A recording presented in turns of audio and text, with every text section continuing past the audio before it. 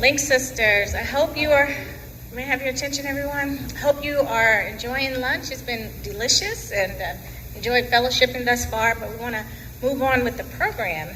So I have the honor of introducing our keynote. We provided a really great bio for kind of explaining all the wonderful attributes of Link Tammy, which is a subsidiary of CICF. Her deep love for the community. The bio does not talk about her courageous and bold spirit, and I think as women we have to be courageous and bold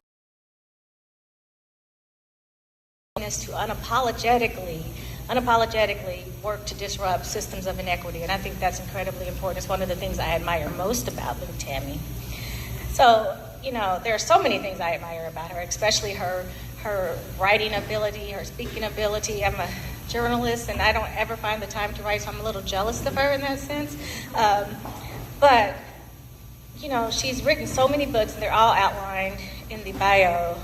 But I think what I really appreciate about her most, beyond her advocacy and her love for the community, is that megawatt smile. Let us see it, Link Tammy. That megawatt smile, her powerful voice that commands a room, and also her fierce style and her really cool eyeglass wardrobe. Every time I see her, she's got a different pair of specs on, and as a wearer of eyeglasses, I'm a little jealous because she gets all the good styles. So Link Tammy is, you know, she's just a really great person. She's a warrior, she's a champion of women, and she is a beautiful spirit that exudes light and love. So let's give it up for her as she makes it to the stage.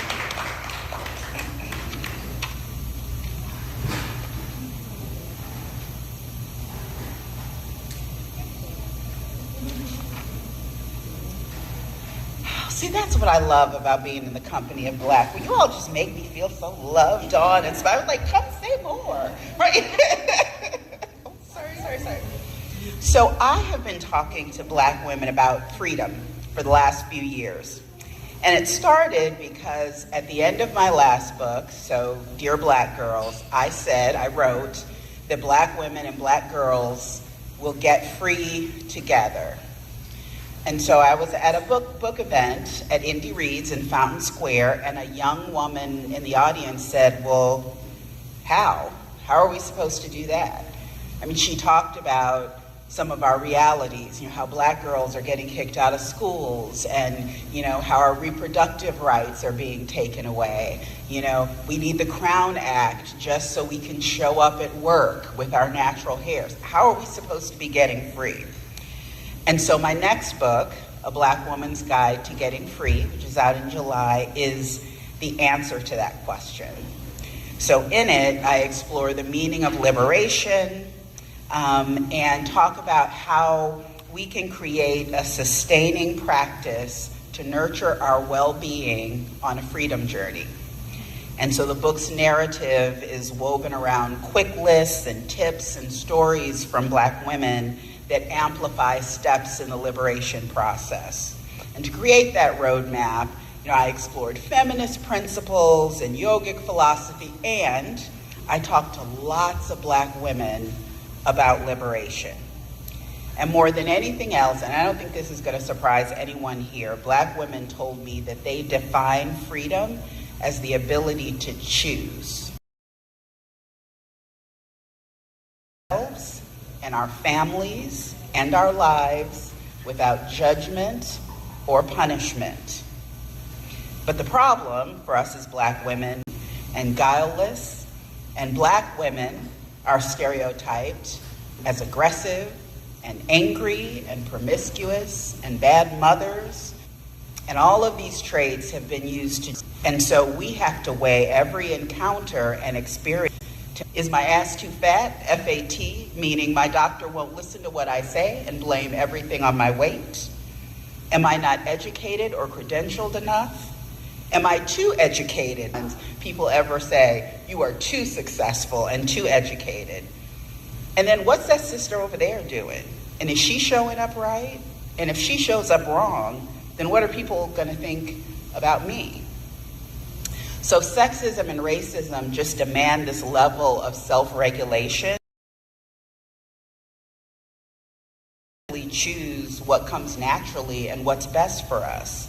You know, we can't just show up how we want to in lots of places. We're in constant negotiation with America's biased views of who we're supposed to be, and it sometimes feels disempowering and oppressive. But we can be free. We can. And we know there are warriors working every day to dismantle systemic racism and patriarchy, some of them in this very room, and cure the sicknesses that they've created. But it's slow going. The work has taken hundreds of years and counting right now, and I doubt the world will be shed of any of these oppressions in my lifetime or yours. The world we've been given is imperfect, and all we can do is choose how we show up in it. Self-evaluation is real, and it's a necessary part of being a member of any marginalized group. There are spaces, and we know this, where our authentic selves are unwanted and unsafe, so we adjust. But there's this danger that exposure to society's negative ideas about us over time can lead us to see ourselves as problems too.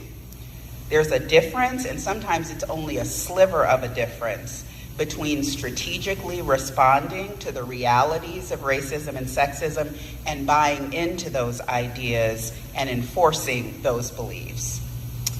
So in 2020, I decided I wanted to become a certified yoga teacher, believe it or not. And I found this awesome program just for Black and brown people, taught by Nikki Myers, who some of you may know, who's right here in Indianapolis, Pat Payne's sister, and Rolf Gates, another instructor of color. And I studied anatomy and breathing and meditation and where you put your hands and feet on the mat, and also all of the founding texts of yoga. And one of those is the Yoga Sutras, which was written by Patanjali like 200 BCE. And he has this interesting view of human understanding. So Patanjali awareness, but the problem is that we often mistake ourselves for all this noise that is happening around us. And that the only way, it's only by stilling our consciousness and really paying attention that we can recognize our true nature, so who we really are. And studying that, I had this epiphany because a little bit of the experience of being a Black woman or a Black girl, because you and I come from the resilient ones who survived the death and despair of the Middle Passage. We are the daughters of the women who had the foresight to braid seeds in their head, descendants of kitchen magicians who turned enslavers' scraps into culinary masterpieces. We are the progeny of women who, sick and tired of being sick and tired, would not shut up or yield their seats. We come from artisans who wove sisal and palm leaves into baskets, and songbirds who crooned arias and sang Hound Dog before Elvis ever swiveled his hips or Doja Cat offered her remix. But beyond all of that, above anything we have collectively accomplished or created or survived, our simple existence is divine. It is no mistake. But sometimes we forget all that. Black women are souls who are working to realize our true nature through all of the noise of misogyny and racism and all those other oppressions. And I believe there's a pathway for Black femme freedom. We can get free by intentionally decolonizing our minds to cultivate an unshakable belief in Black women and girls' all-rightness. By decolonizing our minds to cultivate an unshakable belief in Black women and girls' all-rightness. So you do that, I think six things, 6 pillars. I'm gonna tell you, ready? All right, here's how we do that. 1, we need to spot the distortions. So we need to learn to see the distorted beliefs about us and to recognize the ways that they're maintained by both the broader society and our communities. And we have to teach future generations to do the same. So there's a woman I interviewed in the book named Lisa. She's a therapist, and she called it like learning to detect poison before you put it in your body. So you have to see those negative images We have to see them, and we have to see them everywhere they show up, including institutions and organizations that subtly reinforce the stereotype of Black women as hardworking mules by overburdening us. And I think we all know that, and we need to be able to see that. Number 2, know your truth. So we have to know how to locate our authentic selves outside of whatever society's distorted belief for women and girls is. So we're always being asked to either prove we aren't a thing that people say about us, or demonstrate our right to be in a place, or prove our Blackness, or prove our womanhood. But who are you when you don't avoid or lean into those distortions? Who are you when you don't worry about outrunning any stereotype or pleasing anyone else? Who are you when you can choose who you want to be? Number 3, celebrate the real you. So we can learn to accept and celebrate our authentic selves. Traits of Black women, they will frame them as being negative. So even those benign traits that people often call negative, that we've been told are bad, our sex lives, our singleness, our natural hair, our courage to speak up and advocate for ourselves, we need to be able to celebrate those things. But here's another thing. Even the difficult things that have happened to us, or the mistakes we have made, so you may have endured difficult things, you may have made horrible mistakes in your life. Both of these things are just part of the human condition. You are not your trauma or your mess-ups, but they are part of the whole you, and that whole deserves celebration. The lie is that Black women and girls are often reduced to only negative traits, but that doesn't mean that there aren't those of us for whom those descriptors are true. There are Black women and girls who may unskillfully communicate through anger, but that is not some innate quality to resolve them. But know that your flaws are not an I told you so. They don't prove anything about Black women or girls, and they don't let systemic racism and sexism off the hook, and they don't make your full self unworthy or valueless. Number 5, or 4, maybe, understand the cost of freedom. And I think this is often very important at work. So we can determine how much we are willing to pay to inhabit spaces where our authentic selves might be unsafe or unwelcome. For instance, is that high-paying corporate job worth the ways you have to sacrifice your identity to fit in? I interviewed 2 women for this chapter of the book. One was named Laura and one was named Minda. And they both happened to work in finance. They were both executives in finance. They told me things that everybody else did, but it didn't look the same on her body. One told me, her full name is Yasminda, which I think is beautiful, but that the white people she worked with always seemed uncomfortable and claimed they couldn't pronounce it, so she let them call her Minda. But then even in a meeting once, one of her colleagues referred to her as the Black girl, not Minda, not by her name, not by her title, but the Black girl. They talked about having to keep their mouths shut, bring along behind me. I'm 36, I don't have a partner, I want to be a mom someday, I may have to have IVF, that's really expensive. So if I have to sit here and code switch and throw a wig on over my hair, if I have to, I will do that. It is fine, it is worth it for me. Minda left her job and said, I will never return to corporate America because I can no longer compromise, and I felt like I was giving up on my humanity. Now she has become an author. This are wrong, because freedom is personal. There's no wrong response, but a free Black woman must know the answer to what you need. We also need to learn, number 5, is practice freedom. You will get free, sisters, but you will not stay free. No one does. Life doesn't work that way. Freedom is a practice, and it is really easy to practice when things are good. It's harder at times when you're overworked or overtired or lack support or face a life-altering decision. One of the things I write about in the book is a crisis of liberation I experienced while writing the book. So, some of you know I have a husband with a chronic illness, with dementia, and I had a demanding new job and a big book project, and I forgot that my well-being mattered beyond all the things I was hoping to accomplish and all of my responsibilities. Sisters. Black woman stereotype can be most punishing. And when we're not being intentional, we just return to type. We're not thinking, we just do what we've always done. We thoughtlessly act as if we can do everything and withstand anything for everybody, and we unconsciously prioritize other people's deadlines and desires and wants and needs over our own, because that is what Black women have been told we are supposed to do.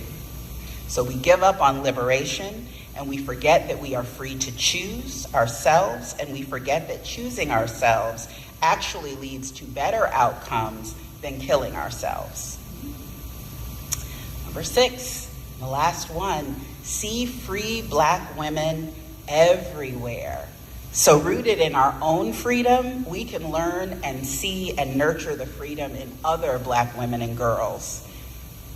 Too often, far too often, we are at the vanguard of policing our sisters. We worry about what our sisters do because we believe it'll influence how society sees us.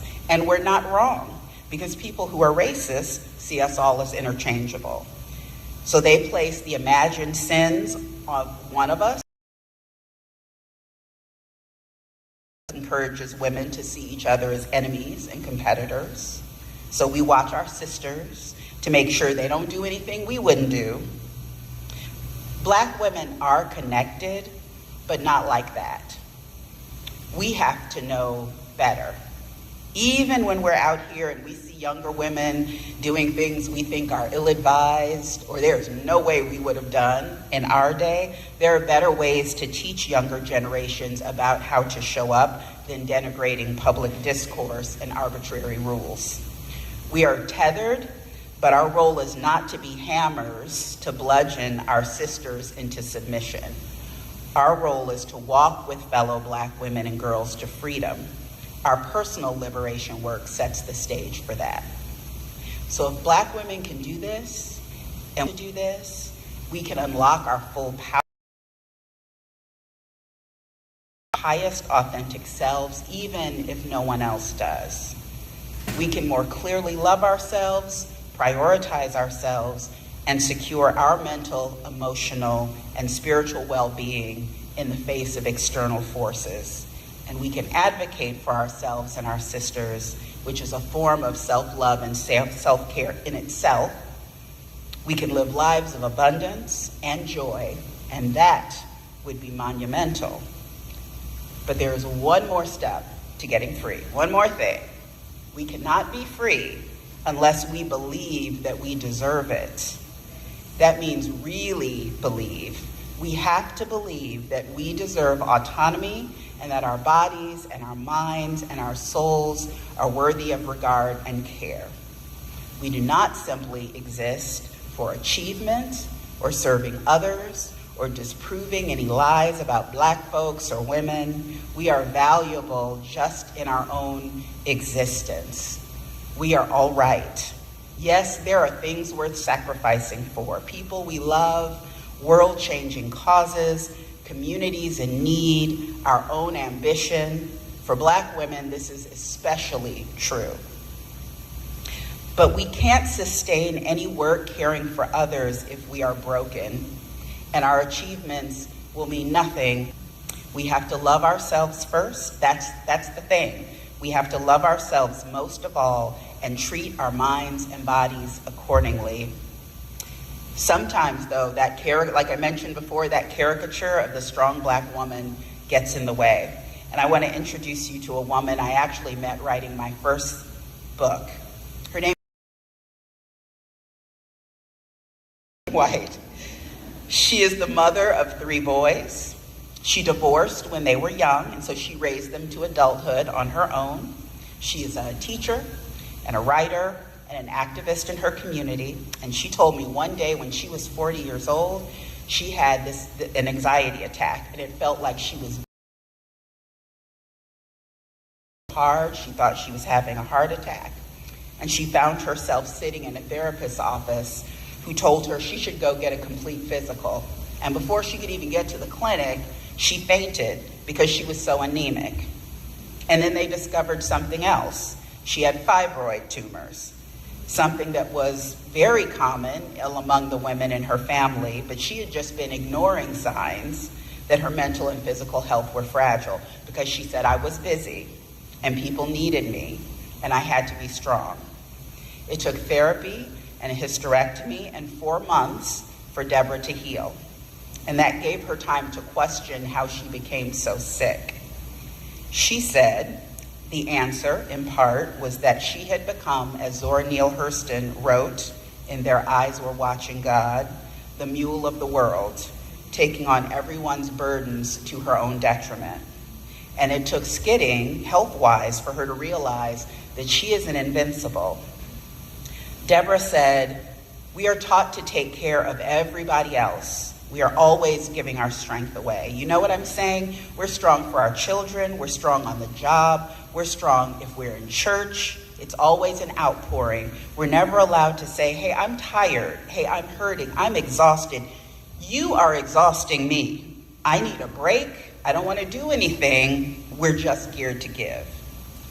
So 20 years later, Deborah is happy to have survived her wake-up call. But sadly, she told me she has many friends that did not. She told me about a supervisor and friend who had 2,000 hours of sick time, who was doubled over in chronic pain, but constantly said, I can't take off work. And when she finally went to the doctor, because it got to the point where the pain couldn't be managed, she discovered she had terminal cancer, and she was dying. Many of us believe that if we aren't there at home, at church, in our community groups, at work, that everything is going to fall apart. And Deborah says, I don't believe that anymore. It's not healthy. It is not healthy. And let me tell you, it is not freedom. So Deborah's story is not unique. I bet many of you could share similar ones of Black women who are suffering physically and mentally from prioritizing their own needs. And I don't need to tell you the health impacts of that deprioritization because we talk about them a lot and work to mitigate them. Black women are all kinds of resilient and amazing, but not taking care of ourselves is killing us, and we will never be free that way. So I would like to ask you on this day to do 2 things for me. The first is to take care of yourselves first. Every time we gather, we promise to do our share to serve our community and our chapter, and we can't give to our communities or our sisters if we are personally depleted. Audre Lorde, who is one of my favorite American writers, a feminist, womanist, librarian, famously said, caring for myself is not self-indulgence, it is self-preservation, and that is an act of political warfare. I want you to promise me today that you will never sacrifice your health and your well-being for anyone or anything. You are all too valuable. I love you all too much. I want you to pay attention to your bodies and your minds. I want you to promise that you will proactively care for yourself. You will see your doctor. You will see your therapist. You will take your medicine. You will spend time doing what makes you happy, and you will not wait until it is too late. And the second thing is, I need you to resolve to support your sisters, especially your sisters who are in this room. You know, when you're around a group of high-achieving, high-functioning, and hard-working women, it is easy to forget that they can't do everything. I mean, look at this space. Like, you would think the women that put it together can do everything. A lot of women here today make everything they do look effortless. You all really do. So it's easy to just let them do it. Let the committee chair do it. Let the president do it. They can do it. They can do everything. But we can't. One of the women I interviewed for my first book, her name was Fatima Thomas. She said, when you've been so strong, so long, even when you do break down and someone is there and you're on the floor saying, someone help me, somebody help me, they'll be like, oh girl, get up. You got this. She's like, no, I don't. That's why I'm on the floor. I don't got this. We're so used to seeing Black women sacrifice everything, including their well-being for other people, that some of us become resentful when a sister says no, or prioritizes her rest, or peace of mind, or pleasure. And so today I'm asking you to commit to being a source of support for your sisters, recognize when they need help and are maybe afraid to ask, stop sometimes and say, you all right, sis? And give each other grace when we don't come through, when we mess up, when I maybe do something that doesn't look like what you would do. Black women get grace and second chances in so few places. We at the very least ought to expect it in places like this with other Black women. So, sisters, your freedom can begin in no other place than inside of you. Another favorite writer, feminist scholar Bell Hooks, wrote, if any woman feels that she needs anything beyond herself to legitimate or validate her existence, she is already giving up her power to being self-defining. Many things. No one has more capacity to truly see you than you. So other people may render us as caricatures, but you must always know the fully drawn real woman behind the distortion. And you may have to wear the mask that grins and lies to protect your identity, but you must always know the real face underneath the disguise. When you can recognize the conqueror's poison before you sip it, when you know who you are, absent the hum of misogynoir, when you love who you are, even the hard and difficult parts, when you are clear about what parts of yourself you can afford to gamble with and which you cannot, when you have made a commitment to choose yourself and your well-being again and again, then you will be free.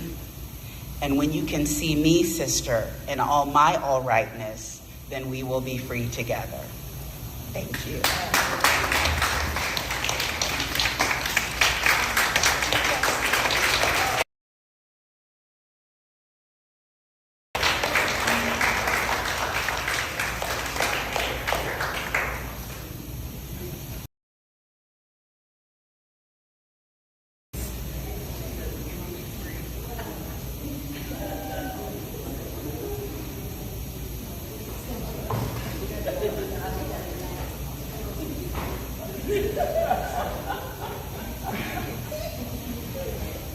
Well, sisters,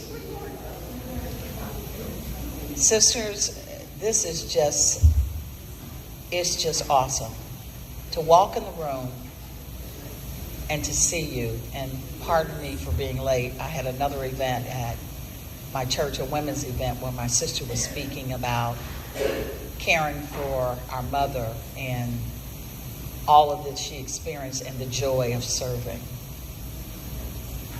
I am so glad to be among you sisters. And you are my dear, dear sisters. You all have poured so much in me and invested in me with your smile. And Ling Tamara, I've already tried to order my book, but I can't get it yet. So just want you to know that I'll be, I think it's what, June? We can, July. Thank you. Thank you. That was just absolutely beautiful. Just want to hug you for your honesty, for your brilliance. Isn't she brilliant? I mean, she could just, her voice, it's like,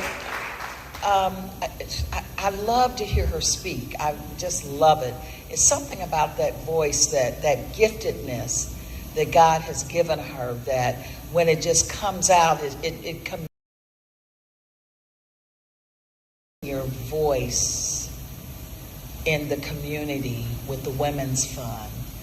And thank you for using your voice to share with us about the value of friendship and the value of giving grace to one another.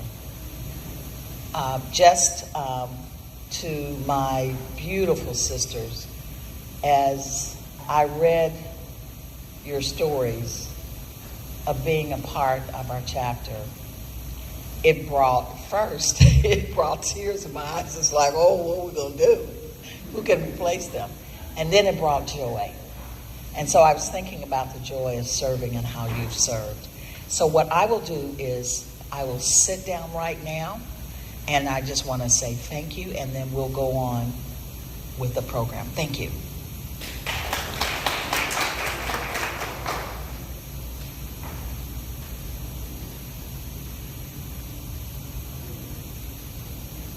Thank you, Madam President. Link Tamara. Oh, what did I do?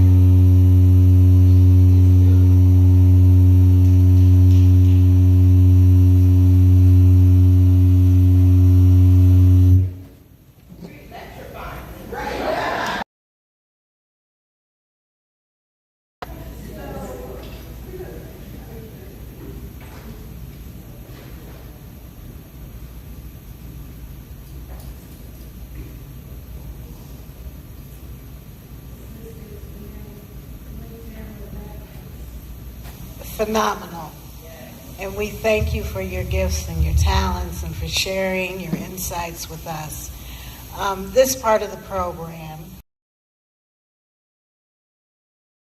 we have our illustrious alumna members with us. I would like each of them to give us a few snippets, especially, and I think this is beneficial for the new memories they have of being in the Circle City chapter. So I would like to call up Dolores Casey first, please.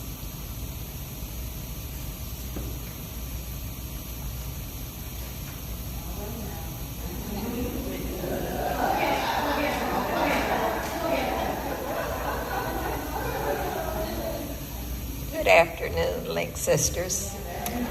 She called upon me first because I am the youngest in the room.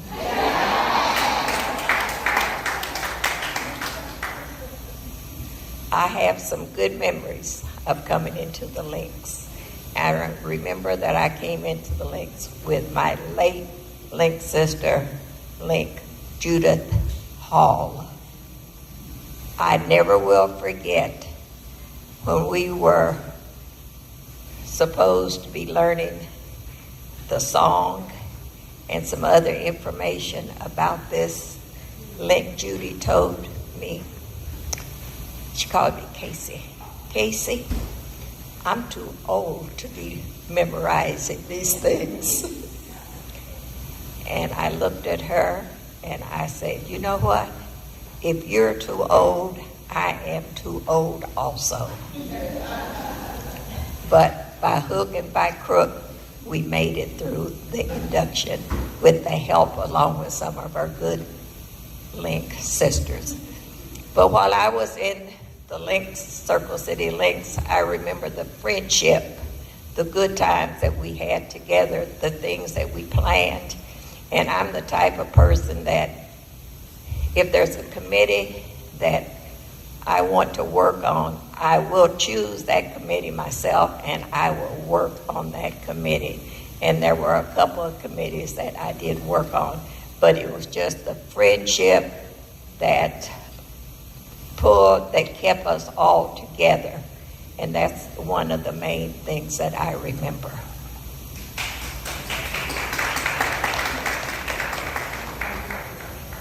Thank you, Link Dolores. Link Marie, would you like to come and share some memories with us?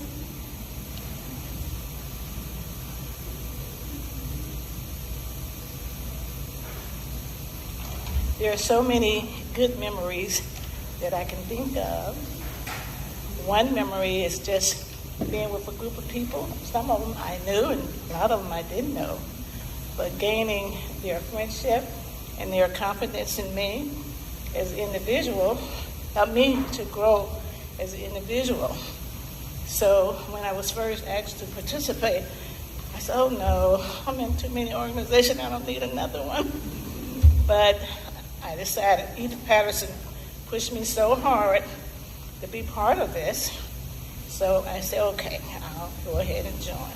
And then my sister, I have a twin sister in Atlanta, and she was a link at one time, but she moved to Atlanta and didn't really decided to go back. And then she said, well, if I would have known, I would have stayed. But she could still go back if she really wanted to. But I just enjoy the friendship of the members being part of this. I also enjoyed our activities, like the jazz brunch and the holiday house. I kind of missed those two because I thought we met other people, and a lot of people enjoyed our activities as Link. So it's a lot of memories, but I did enjoy those two activities. Thank you.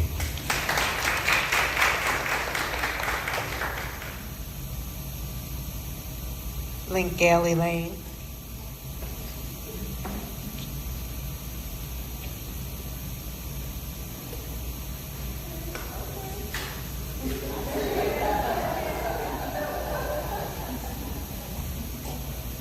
That's my sister Deborah giving me the shout out. We came into the Links together in 2001, and it's been such a wonderful, wonderful experience. I do still.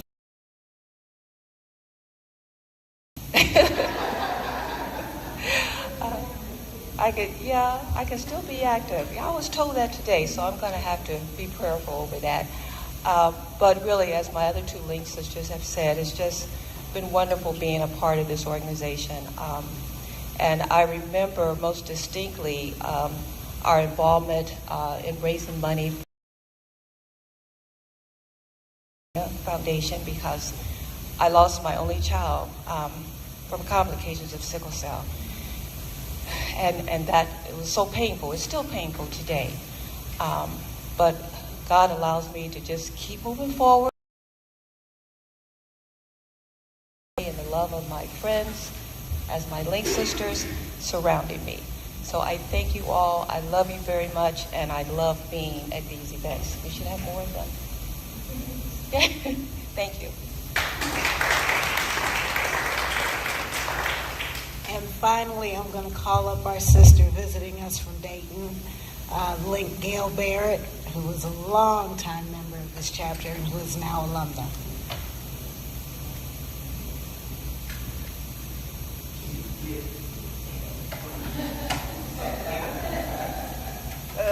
As I tell my other chapter, my Dayton chapter members, that this is my Indy family and that this is my chapter, and they'll say, oh, you going over there again? You need to tell them that they can't have you back. I said, hey, it's just down the road.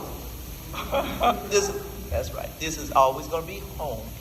But I have many, as I say, fond memories, and I want to go to them from the very beginning. We've had, our trials and our tribulations. But someone just brought to my attention is the jazz brunch centerpieces, which I really enjoyed making. But I guess they got to the point where several of the members said they're just a little bit too involved. They're taking a little too long, and you've got little more that we want to put into it. We just want something simple this year.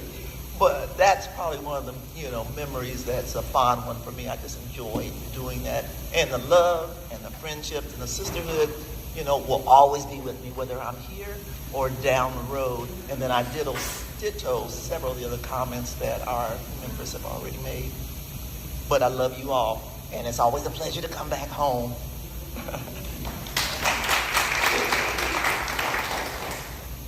Thank you, ladies. And to our alumna members, there are a plethora of committees and facets that would, certainly enjoy having your input and your advice and your energy. So being alumna does not mean you cannot be active. I know some of us choose not to be active when we go alumna. But we want to encourage you and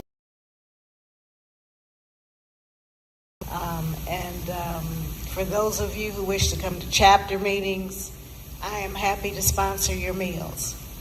So just know chapter. With that being said, we are at the part of the program where we are going to conduct our alumnus ceremony for Link Tanya and Link Marcia. And so I would ask that Link Pat Jones come to start facilitating the ceremony. And the gentleman who's been taking the video, you're going to have to stop because we don't film our ceremonies or take photos. Thank you. I think my teacher voice, so I'm going to